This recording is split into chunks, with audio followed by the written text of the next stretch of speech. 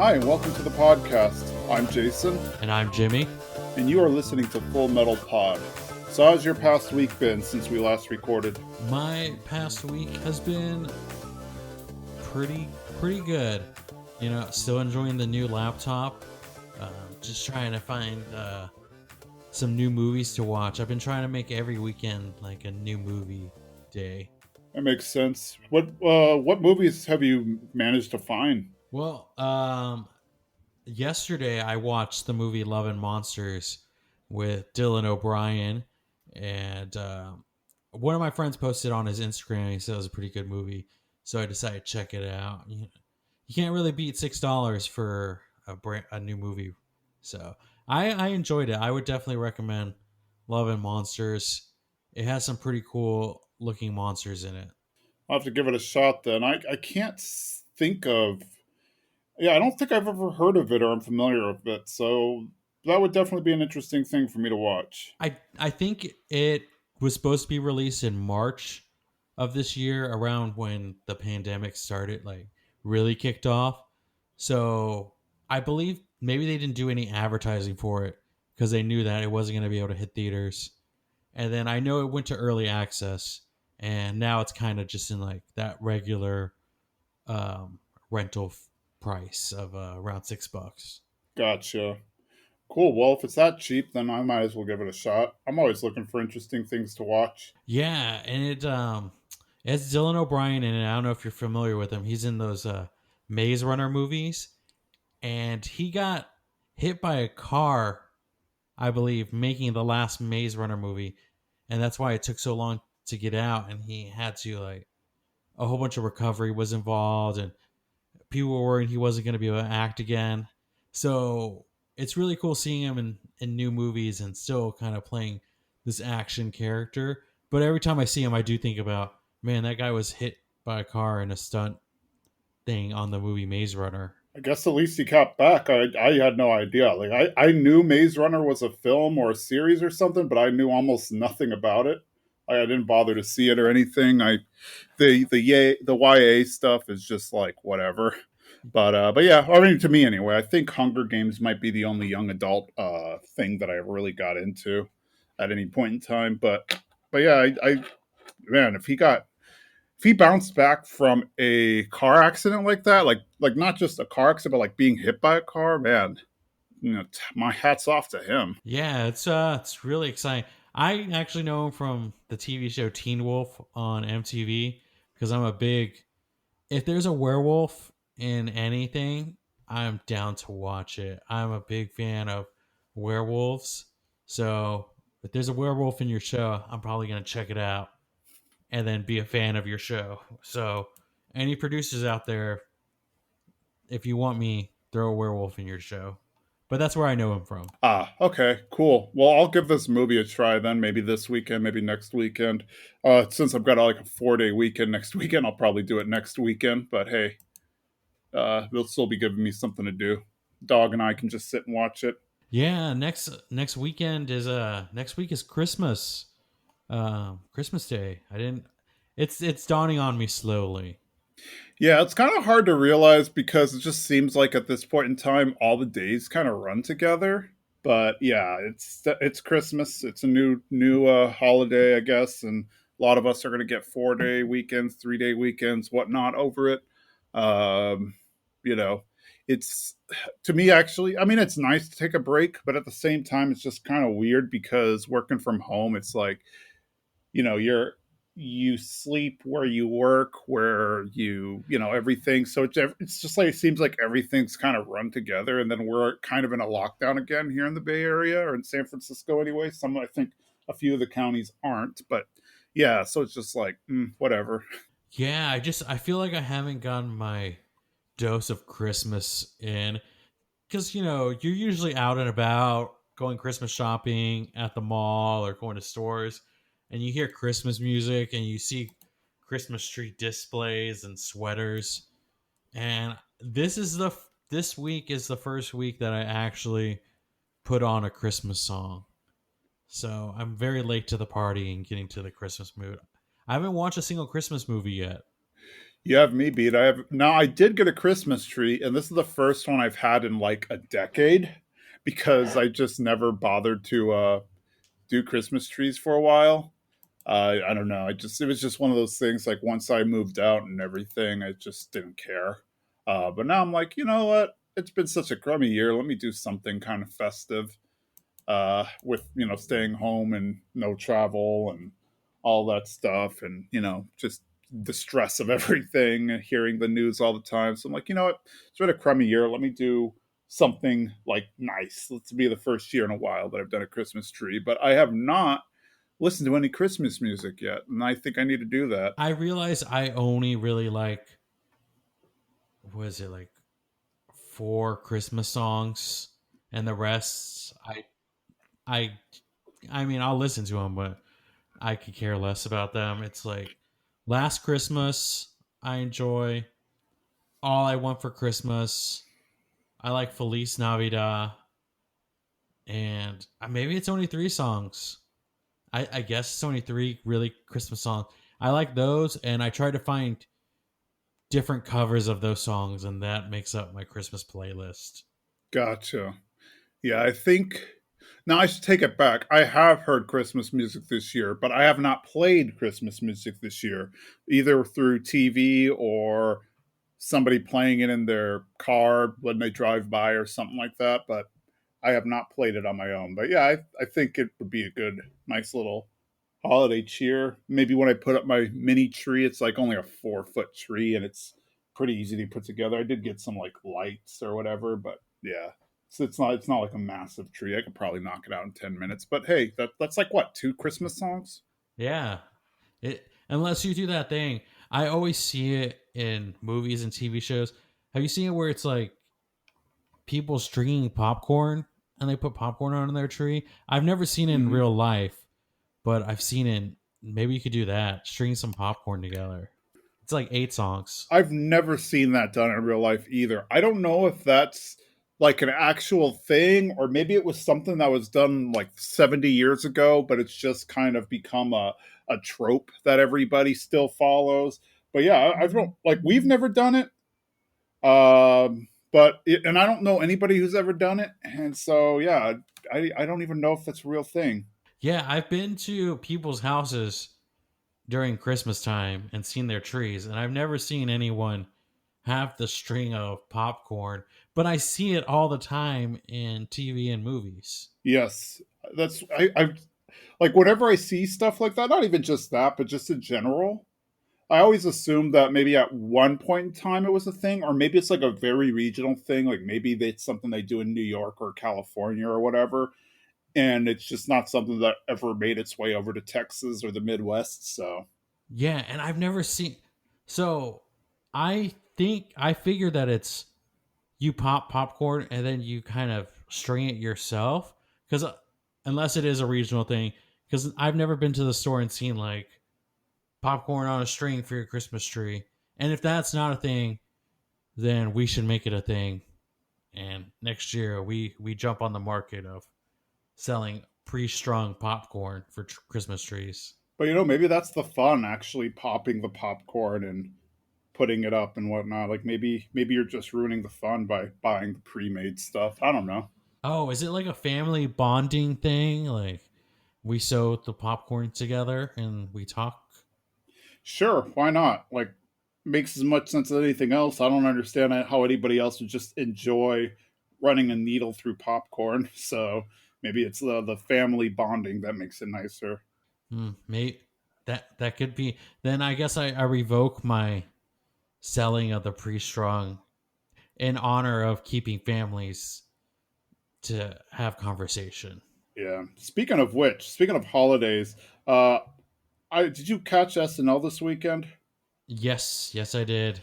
There was one sketch that they did that was like it's something that I've always thought about whenever I see those commercials and they finally made fun of it. When you see the commercials where it's like the family and the guy, the man or the woman gives the other person a gift and it's a little box and they open it and it's like a Lexus key and they go outside and there's the Lexus SUV with the little bow on and everybody's so happy and I'm like what kind of money does this family have? They could just buy Lexuses without consulting their spouse, and it's totally acceptable. So I like that one sketch where they're like, "I this is a major purchase. I wish you would have consulted with me before you did this." And I like how it takes the turn where the mom's like, "We don't have that much money. You know, you've been unemployed since March." Oh no, it was COVID. It took care of me. You've been unemployed since March 2019.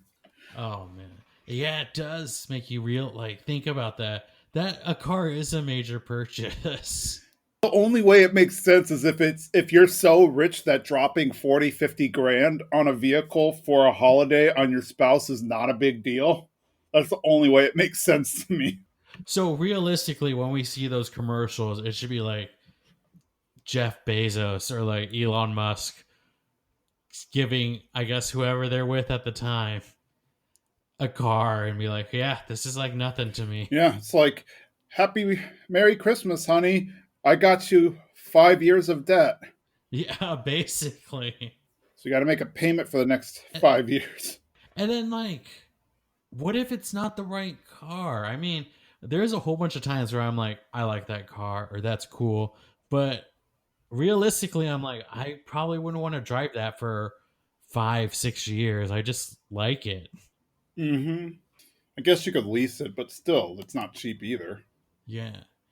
And then the bow on, I'm always fascinated with the giant bow. Like, does the dealership give you that? Or do you have to make that yourself? Or is there another company that sells giant bows? Oh no, there's totally a company that does nothing but giant bows.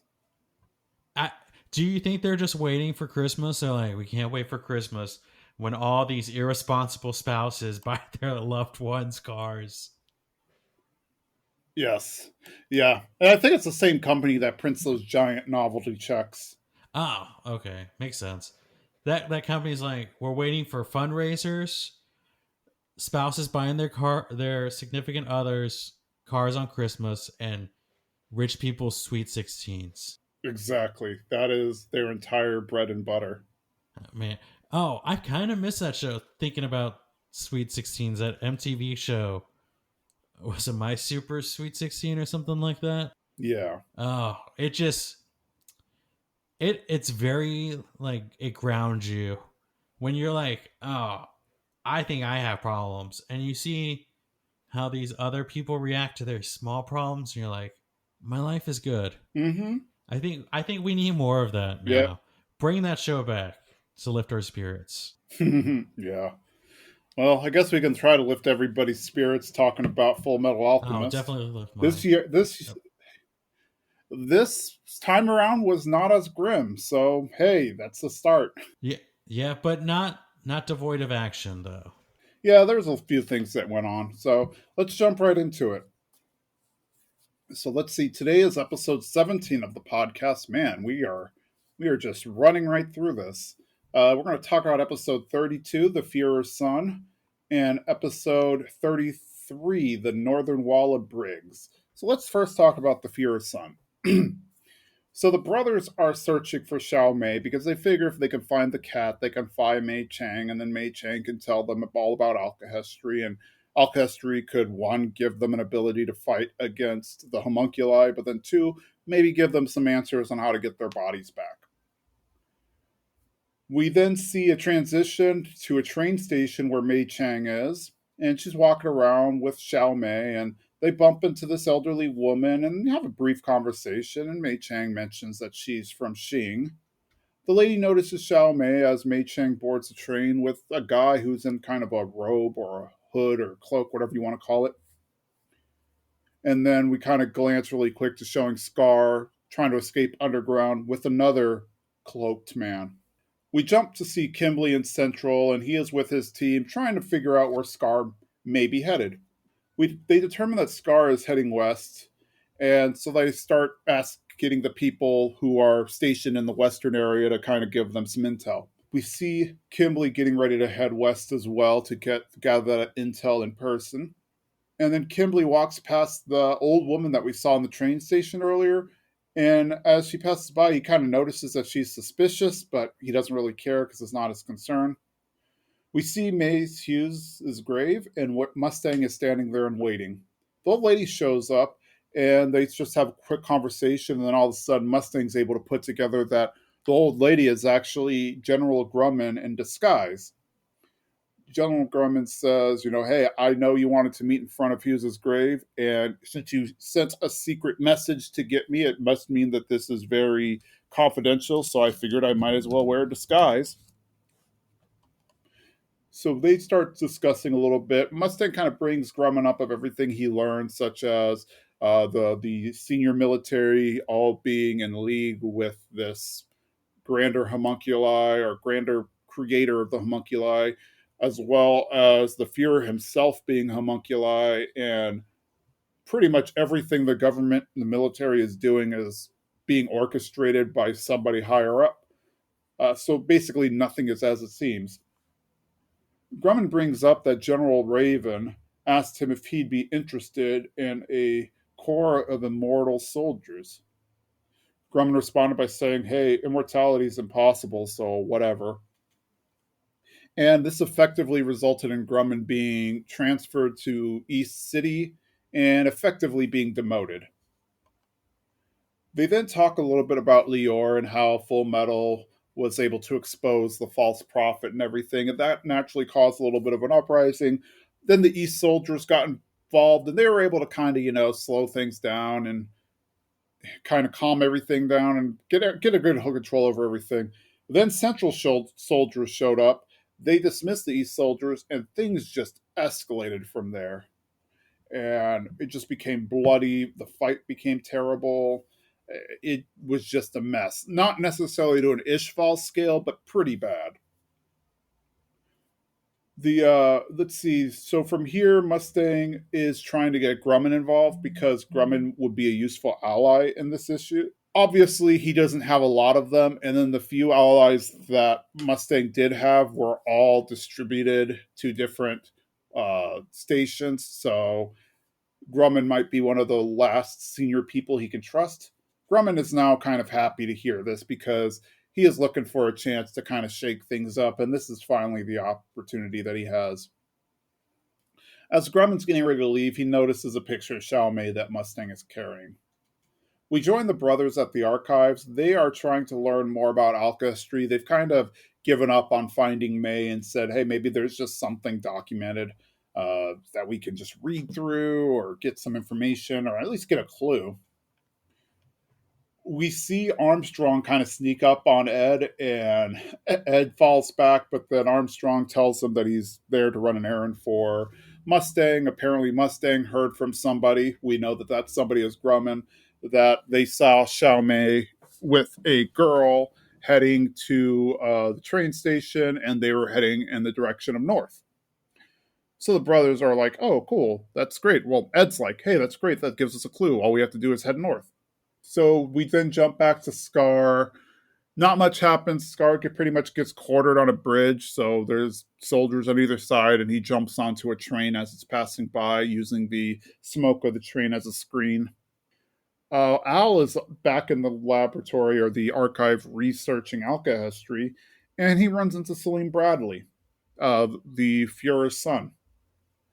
Alphonse explains to Salim that he is trying to learn alchemy because of its medical usage.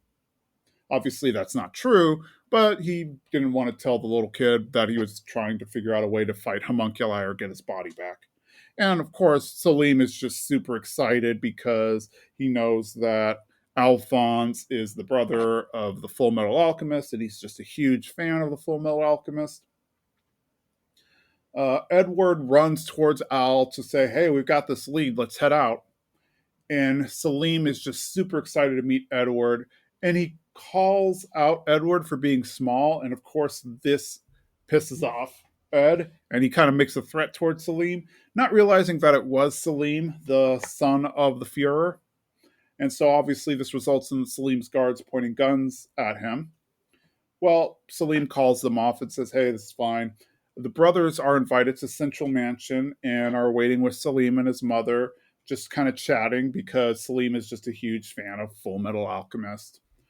The brothers wanted to kind of figure out what kind of man the Fuhrer was in terms of being a father and a husband. So they just kind of ask a few questions back in here. Salim is adopted, we all know, as they couldn't have their own son. He says that his father is cares about his country, works hard, all that good stuff. Then, of course, the Fuhrer himself comes in and they kind of have a little bit of an amicable talk, but they are kind of confused because, hey, how could this monster also have a normal life kind of thing? Brothers then depart for the north. We see Scar now sleeping in the train car with his companion. It jumps to morning and the soldiers raid the train to find nothing. Kimberly posits that Scar must have jumped off the train when it took a curve somewhere, and the episode ends showing Scar running through the woods. And then, of course, we get a post-credit scene where the brothers are on a train. They're kind of talking about how excited they are to go up north and see snow and everything, and that kind of ends our episode. So I guess we hit that. So what are your thoughts? I definitely like how Fear Bradley's son is such a fanboy of, I guess, I don't know if he's a fanboy of all alchemists, but he definitely is a fan of Edward, our Full Metal Alchemist. So much that he knows who his brother is and kind of the backstory of Ed. Not their backstory, but how he gets angry when people call him small and such. So I really enjoyed that part. Yeah, and that he was the youngest state alchemist ever. That part was kind of cute, just seeing them getting all happy and excited and everything.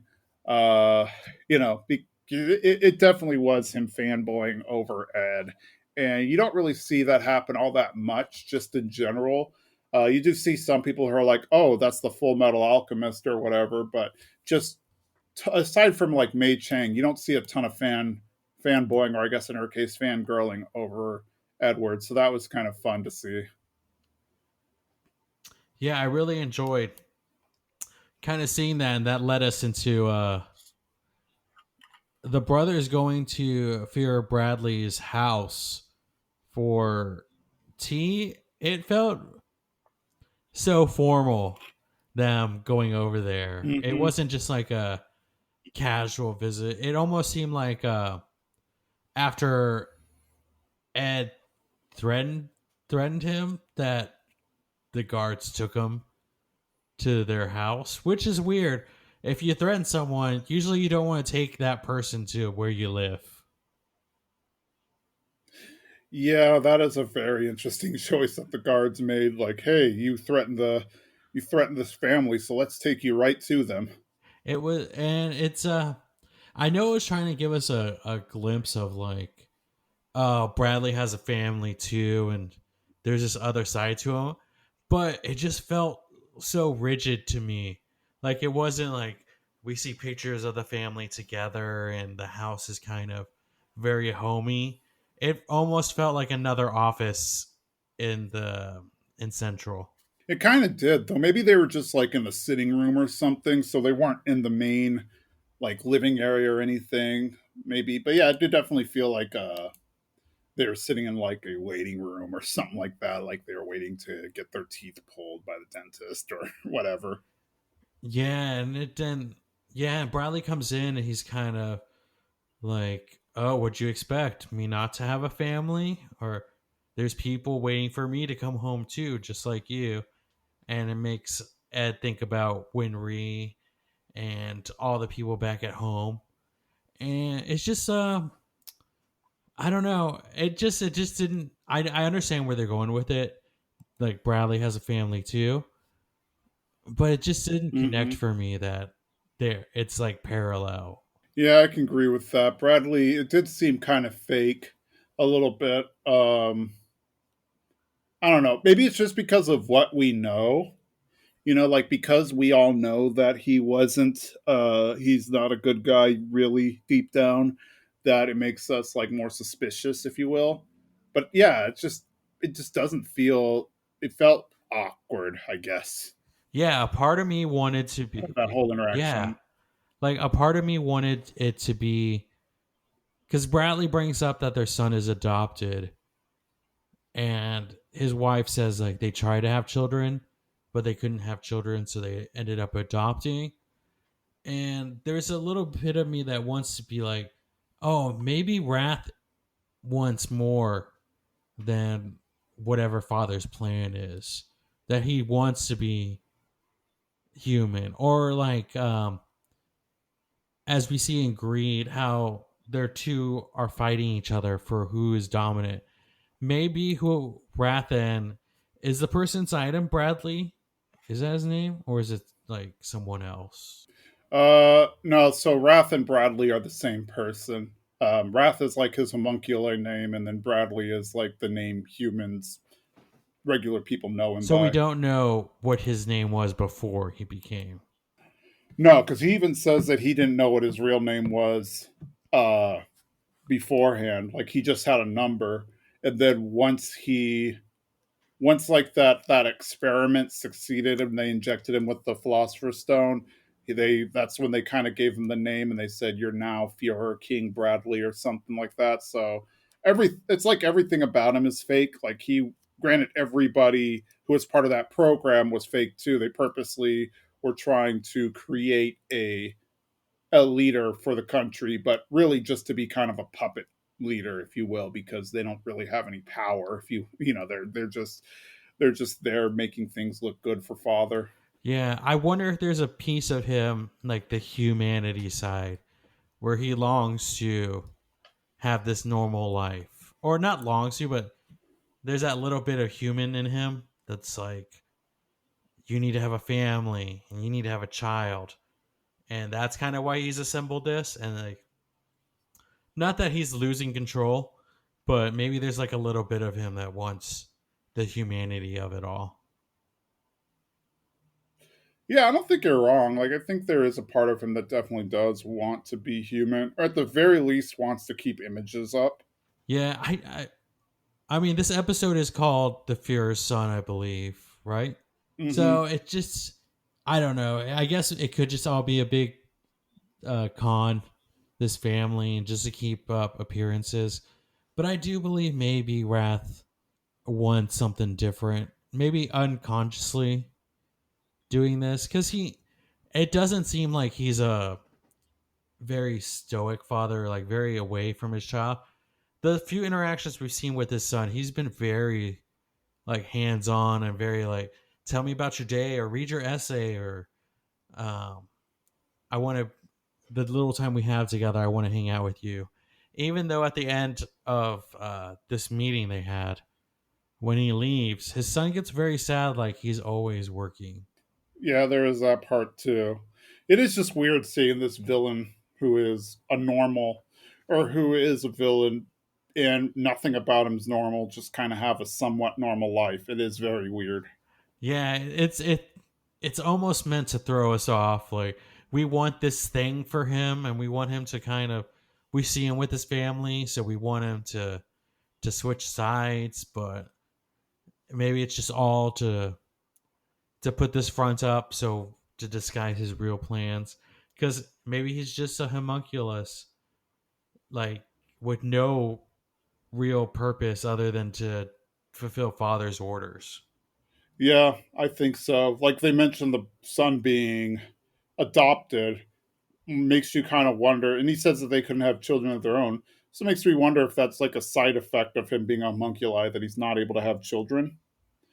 And as a result of that, like they adopted a child just to help keep appearances up. Like, because what other than that, what benefit would he have for having a child, especially if he doesn't care about society and people or anything like that? True, and I guess unless like he married his wife and they kept having children and they couldn't, and he knows why, because he's this other being that can't have children, and she's just like, I don't think this is gonna work. We should adopt.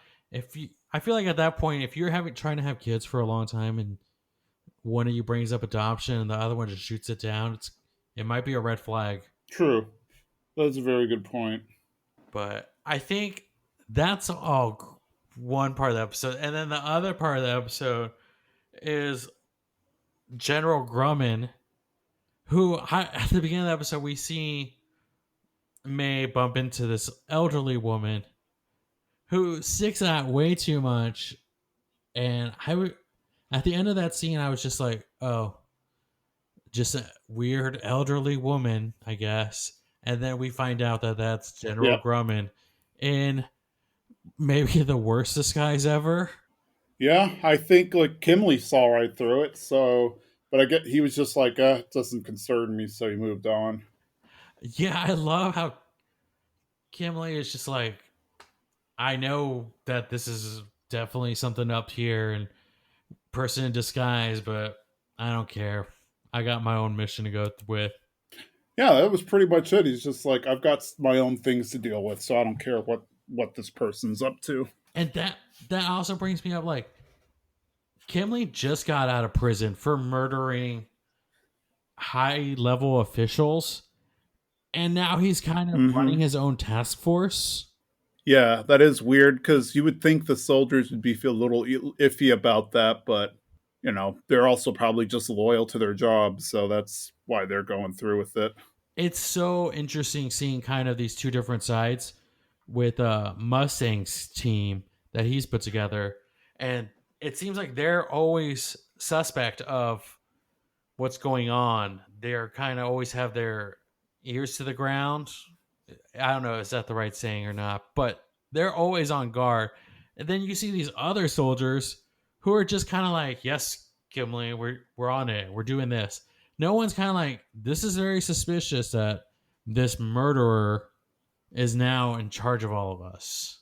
Yes, that would be suspicious to me if I were in those same shoes. Like, who? Again, he's probably been in jail for a while too. So it's like, who gave them the authority to let him out? Like, what is going on, or is he actually all that loyal? Because I mean, he killed commanding officers. So yeah, that is kind of weird. It's interesting, and He is resourceful. yeah, I mean, he's definitely the better. I don't know. I guess he's good at what he does. Like he's a good soldier, as what we've learned of what happened in the war. He's like a great. You tell him what to do, he's gonna do it. Except we can't control what he does after. Yeah, yeah. I also like that we see him using kind of like deductive reasoning to figure out where Scar is, thinking like, oh well, they didn't see him in the train. Well, this area is kind of curvy, so maybe he jumped out. That was really kind of cool to see. And I don't think a lot like this definitely felt like a slower episode, but I guess it felt like it was kind of just setting the stage for things to go. Like giving the brothers a reason to head up north and kind of explaining what Scar's doing, and then I don't know. The whole Fuhrer's son thing was a little weird. Like it just seemed to throw things off in the episode, but by no means was it a bad episode. It just felt a little different, I guess. Yeah, I kind of was expecting more development with on that side because of the name of the episode. But I guess what I got from this episode mostly is like Gimli is part of the system now, and uh, Armstrong has a sister. So that's kind of what I Yeah. got from this episode because we end it with Armstrong giving the brothers this like letter and being like, "You give this to uh, another Armstrong up in the north, and we'll see how good it does with you." And I love his little wax seal. It's like him with the mustache only, or you just see the mustache. So it's pretty interesting. But yeah, this episode was kind of just a here's a little bit of everything. We get some Bradley life, we get Grumman and Drag teaming up with Mustang, and we get Kimley chasing Hmm. out Scar. Yes, exactly. We have all this stuff happening, and I think it's going to wind up leading towards more. I guess I would. I don't know. I hate using the term filler episode, but if they had to have a full filler episode for Full Metal Alchemist, like I guess this feels like it. Like it was just connective tissue, just telling us where we're going next. True, it is kind of it is trying to get all our characters into one area, now that we're all moving kind of towards that same area, I don't know where Mustang's going. It seems like he's gonna probably just chill in Central for right now. But Kimley, Scar, the brothers, May, it seems like everyone's going up north. So Yes, indeed. it's gonna be exciting to see them. Ready to move No, forward? no, let's go on. I think a little more happened in this next episode, the Northern Wall of Briggs. So we catch up with Kimberly just hunting down Scar. He definitely seems to be a master at hunting. He notices the map and it shows some old roads heading north and south. So he says, okay, well, Scar could have only gotten in one of two directions. So let's go and check these out. So they head to the one up north and try to figure out what's going on. He notices that there is a cave in that happened on the ground. So there's all these rocks and everything there, and he can't. Yeah, the road is blocked. But he notices that there's kind of transmutation marks on the rocks. So he's thinking to himself, "Oh, like, all right, this is probably somebody who knows how to destroy rocks, could clear the path, and then they could destroy the mountain to cause a landslide and block the path again and make it look like they didn't pass through." So he figures, okay, this is Scar's doing. Scar's headed north. So he decides, I am going to go up with him. All right, we're going to head north as well. The brothers arrive at the northern station. They see snow, and it really amazes them because it really doesn't snow much in Resin Bowl. They did reminisce on one time when it did snow. It didn't snow all that much, but it snowed enough to make, like, small little snowmen and everything. But now they're seeing snow in just like large quantities, so it's amazing them. So they decide, hey, let's check out this little town before the Briggs train leaves because it won't leave for a few hours. So we jump back to the military office, and they think they track down what train Scar is on. Kimberly decides that this is now his mission. He tells the guards to let him go and get Scar, so he goes solo. We then see Kimberly solo on a train, and he is starting to gain on the train that Scar is on. Kimberly boards the train. He walks around. Scar is nowhere to be seen. And then he approaches the man in the hood. So he's assuming this is Dr. Marco. As he gets to the man in the hood and he removes it, he realizes it's not Dr. Marco at all. It's Yogi. And this is a point where Scar ambushes him. Scar and Kimberly immediately recognize each other. Kimberly recognizes Scar as being one of the Ishvalans that he attacked, and then Scar recognizes Kimberly as being the one who attacked him and his family. This angers Scar, obviously, and then, of course, it only makes things worse because Kimberly just keeps poking the bear by talking about how much he enjoyed killing the family. Kimberly starts to realize that he may be at a disadvantage because he's been in jail for a while, so he's a little rusty on the fight, whereas Scar's been fighting nonstop since the end of the Civil War. At which point, Scar throws a broken pipe at Kimberly, which impales him and pins him to the back of a train car. Kimberly is upset that he has failed not once but twice to capture Scar or to defeat Scar. So he uses alchemy to cause an explosion that disconnects the car train so that Scar could not finish him off. This angers Scar because, of course, he had a chance to finally finish off Kimberly, but he couldn't. We then see the men in the train. They decide to stop because they realize, oh, we've lost some cars and we need to check the integrity of the train. They stop the train, they go to the back, and they see blood. And naturally, they see Kimberly pinned to the train with the pipe in him. Kimberly is angry that they stopped the train. He wants them to keep going. Kimberly has a really interesting philosophy around how, I guess, if you pursue death, you must welcome it. So he is not at all upset that he was attacked and he was injured or anything. Like, he thinks this is just part of the hunt.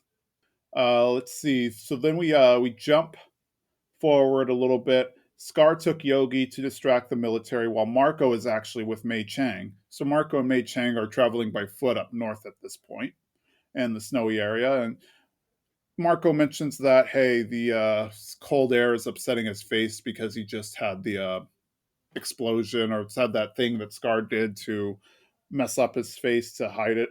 Well, he wasn't too upset because, May was like, "Oh, I'm sorry. I tried to heal it as best I could." Mark was just like, "Hey, yeah, this is like, I deserve at least this for everything I've done." First, we join Winry as she calls to check up on the boys. She calls Central City, and the person on the other end of the phone mentions that they are not around, that they headed north. Garfield, I guess the person she's the apprentice to, mentions that they will probably die in the north.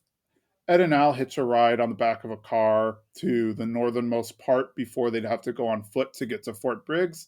The cart driver tells them to stay on the road as they're entering military land and they don't want to be killed, but then also warns them that their automill may become a problem for them in this temperature. The brothers are walking through the snow and it just starts to hit a crazy blizzard. They are uncomfortable, they can't see anything, but then they talk about how, hey, we can make it because teacher survived a whole month out here alone. While walking, they run into what they think is a bear, but it turns out to be a giant man with this kind of chainsaw claw type automail. This man is military and he thinks that Ed and Al are spies. Ed is unable to fight as his automail has issues due to the temperatures, and the man grabs Ed's automail by his the little claw arm thing and attempts to break it. Ed decides, okay, I'm going to use my alchemy to ruin your arm, but it doesn't work. Al then throws his head to Ed. Al throws his head to Ed, and then he uses it to jam the chainsaw and break loose. Well, soon Ed and Al are surrounded by Briggs soldiers, and they notice a giant wall in front of them. When they look up the wall, a woman calls out from the top asking the bear man, Buccaneer, what he was up to. The woman is General Armstrong, the sister of Major Armstrong.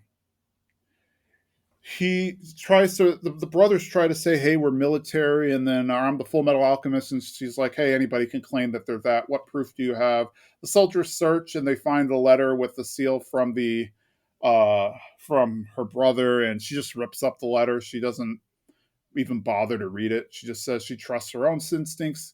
Anybody else's, she's not going to listen to what anybody has to say about the brothers. She's going to determine what their story is herself.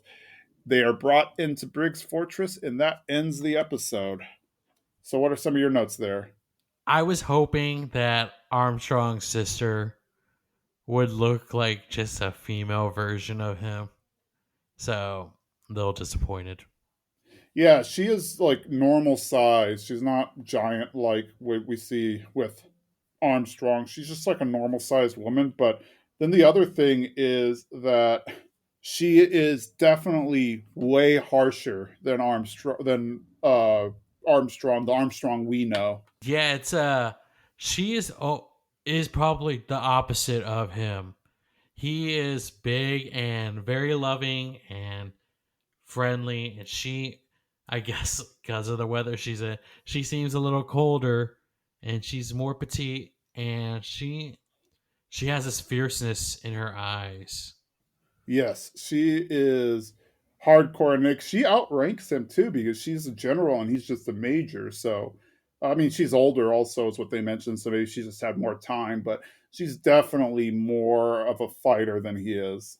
Yeah, and this episode finally it gives me something I love to see in different animated shows is when we get to see our character go into a different kind of biome. You know, we see them in one weather setting and then we see them in another weather setting, and they're wearing their outfit but in like a different climate kind of thing, if that makes sense. We get to see Ed in his classic red jacket, but now it's made for the snowy weather, and I love seeing, I'm a guy who loves a variant of something, so I like the winter variant of Edward. Yeah, they definitely didn't have any of the military garb. So we see the other soldiers wearing blue, and then of course some of the soldiers are wearing white due to the snow and everything. But even like in Central, we see most of the soldiers, even Mustang and some of the others, are wearing this blue military outfit, but we never see Ed in that. He's just wearing his own thing, so that makes sense why they would be like, "Oh yeah, you're not really a soldier." True, but I don't know even know if he was wearing blue or a soldier's outfit. They would believe him anyway, because like she said, that anyone could say that they're anyone. Yeah. And then I think also like we saw how remote the base was, like with the other bases in Central City and East City and whatnot. They're kind of in the middle of the city, the bases. Whereas it seems like this Fort Briggs, first they have to take a train up to like the northernmost part, and then they have to get on a cart to get to this road that they then have to walk to. So it's pretty remote. So I think they've kind of maybe created their own kind of culture where they trust people from the base, but anybody who's not from the base can potentially be an enemy, especially since they are on a border with their neighboring country. And if I remember correctly, in one of the earlier episodes, they mentioned that their relationship wasn't the greatest with Drachma. Yeah, it is a feat to behold this giant wall on a border, and I don't know, it doesn't seem like it's inhabitable. So are I don't know if there is a lot of invasion coming through, because it doesn't seem like someone could last too long just in the weather. I feel like that's the only reason they have that base is to protect the board, or the is to protect the border. Otherwise, it is just like, yeah, I don't think anybody would want to be there for any other reason. Do you believe that teacher survived there for a month? I think it's possible. She's definitely a very, like, we know that she's a very harsh person. So I think it's possible that she could have survived that harsh weather. I I would love to see that backstory. And then I guess then we would find out who teacher's teacher is, which would be cool as well. Could be possible that her teacher was just the snow. Like her just saying, hey, I'm going to deal with the hard stuff and whatnot. I mean, that probably is one of the best teachers. I hope that they're glad that teacher left them on that island and didn't take them up north and were like, "You got to survive here, and I'll come back." Yes, yeah, they definitely left. He left or she left them in a better place. Like, granted, I would not recommend leaving. I guess what was they 9 and 10 at that time, 9 and 10-year-old boys on an island by themselves for a month without food or anything. But she could have done worse. She could have she could have left them in the frigid cold. Yeah, just that weather. It seemed tough, and I guess it does wear on your auto mail because Ed was having problems using his not using his alchemy. He was having problems with that, but he was having problems with his auto mail because of the weather, I assume. Yeah, I think it he mentioned how it was hurting him. So my guess is like maybe the cold, like if you get like a pole, like how in the movies or whatnot, somebody licks a pole that's really cold and it sticks to their tongue and stuff. Like he's got that metal part that's attached to his skin. So my guess is that it gets super cold and it's just hard to move and sticks to his skin, making it really hard to move, and it hurts if he does move. Which makes me think that I can't remember his name, but the other guy with the chainsaw arm, which is pretty cool. I mean, very Ash Evil Dead-ish, but it looked really cool. Like this chainsaw arm. His must be made out of something totally different for the weather. That's probably it. Like they definitely have people with automail. Like I don't think they just let people not have automail up there, but it's probably made out of a different kind of alloy or something. That's why he was able to just function normally. Yeah, and that's probably why the guy, the little cart guy leaving them was like, "Is your whole body made out of automel?" And I was like, "Nope, just armor." He's like, "You should be good then," because he knows that the weather. Though a heads up would have been really nice. My guess is he didn't see Ed's automail. He just saw that Al had the big body of armor, and so he assumed, oh, maybe that's automail, but he didn't realize that Ed might have automail, and that's why he didn't bother to say, hey, you might need to be a little more careful. I guess so. Though if I was Ed and I heard someone ask like, "Is your whole body made out of automel?" and then your brother say no, and he's like, "Okay, you should be fine." I feel like that's a clue to be like, "Hey, Is there a problem with auto mail? I don't know. Again, I'm digging too deep. It's all right. Sometimes it's fun to dig deep on things.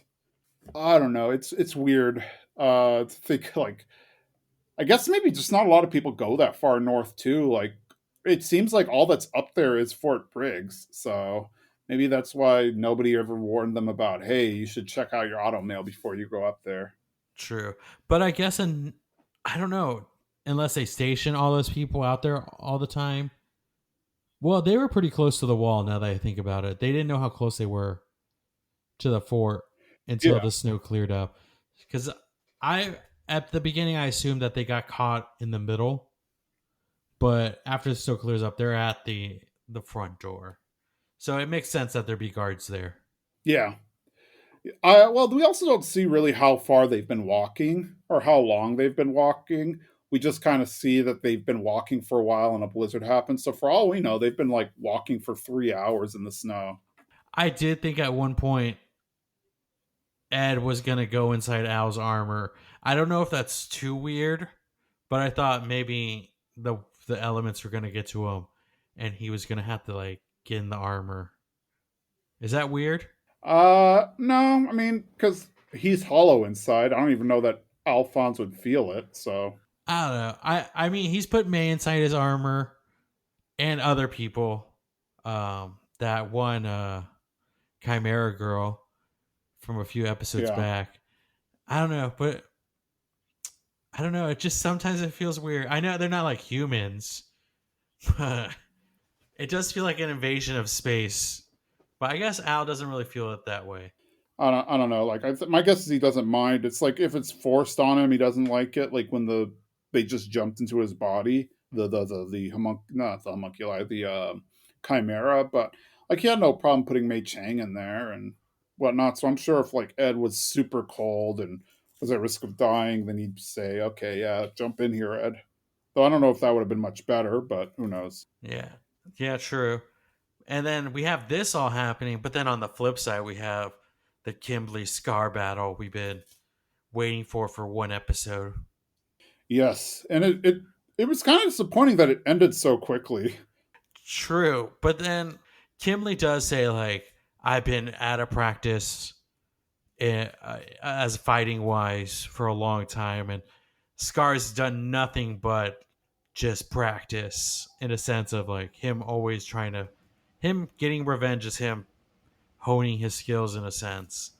So it does kind of make sense that Scar took out Kimberly so fast, but that was a finishing move what he did. True, he did. He did just throw the pipe at him and pin him, and I guess he was going to do what he normally does and touch him and blow him up and stuff. But Scar, or not Scar, but Kimberly, I think wanted to fight another day, so that's why he blew it up and stuff. Like he didn't want to end. He didn't want it to end right there. But he definitely, you could tell from his further conversation, he wanted to keep fighting, or he wants to keep fighting, and he hasn't given up or anything. So But then we get that he's impaled to the back of the train, and the conductor stops the train because they lose a whole like 2 cars worth of their train. So he stops to go see what's happening. They see Kimberly impaled to the back of the car, and Kimberly just yells at them like, "Who told you to stop? Why are you stopping the train? You know, you're not. Your orders were to keep going." And then he goes off on this tangent about how people who are murderers must be close to death, and death is always chasing you, and how how sweet it is. You know, like crazy Kimberly psycho stuff. But was Kimberly expecting to just ride it all the way? I don't know how much further they have to go, but was he just gonna be stuck to the? I guess he is still stuck to the back car, but is this plan just to be driven all the way to the end? I feel like you would want to get some kind of medical attention. yeah, I don't know. Like I guess realistically, maybe that's the best thing for him because if they remove the pipe, he'll bleed out. So I don't know. But also, he has 2 philosopher stones, like one with just a little power left, but one like fully charged one. I feel like maybe this is the moment you heal yourself. Yeah, I guess so. I don't know. Like, I don't know what was going through his mind. But it was very anticlimactic, the battle, because it ended so quickly. And we didn't really get to see, we saw a little bit of Scar, true revenge rage, but we didn't get like the full battle I was hoping. Yeah, I mean, we can only hope that they run into each other again and get to do a larger battle. I mean, obviously they will because we see that he is dead set on moving forward and finding them. True. And then this episode did something that, I mean, it was very small and probably not too important, but it did the fake out and it actually got me where I thought that it was Marco with him the whole time, but it was not Marco. And I was pleasantly like, oh, that's caught me off guard. It wasn't like, oh my gosh, twist, but I was like, oh, good. Touche, show. You got me. Yeah, I think the thought there was that everybody would be expecting Scar to be with Marco because, oh, well, basically the evidence they found the bloody body, the head was blown up in a way Scar would have done. Marco's missing, so yeah, I guess they figured, okay, Scar's looking for Marco, or Scar has Marco, and they're traveling together or whatnot. So they would assume, okay, we find Scar, we find Marco. They probably have absolutely no reason to suspect that he's traveling with Mei Chang. So yeah, just have that fake out where Yogi's actually traveling with Scar, but he's always wearing like a hood or whatever. And then that way, if they do get caught, they still don't find Marco. I hope Yogi's okay. It seemed like he got blown, like blasted away. Not like an energy blast hit him, but kind of the force of it threw him out. So I hope we find him. He's been growing on me. He's a very interesting character. Yeah, he is definitely. I don't know. Like I like him, but it takes a while to get to like. He's like an acquired taste. I think I'm more fascinated. I'm wondering what is his relationship with Scar? Like, why does Scar like him so much? It's like, is he kind of like a cat to him? Like, oh, the stray state alchemist, he's corrupt. I'm gonna keep him as a pet. Yeah, I don't know. Maybe he's just like whatever. Maybe he figures there's something useful to him, like he knows enough about the military to be an ally. I don't know. True. It's just, it's interesting, and he's kind of he does his own thing. He's there, but he really is like when he needs to bounce. He's like, I'm out of here, and then I'll rendezvous with you guys after this fight. So it's pretty. It interests me where he fits in with this group of Scar, May, Marco, and him. Yeah, he seems to be the only person who's just kind of tagging along.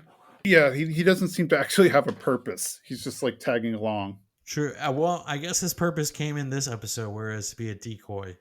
Yeah, I guess that would probably be it. Like he is. That's pretty much the only thing of value he's done so far is be a decoy. And then we get to find out that Marco is actually with May and they're on foot.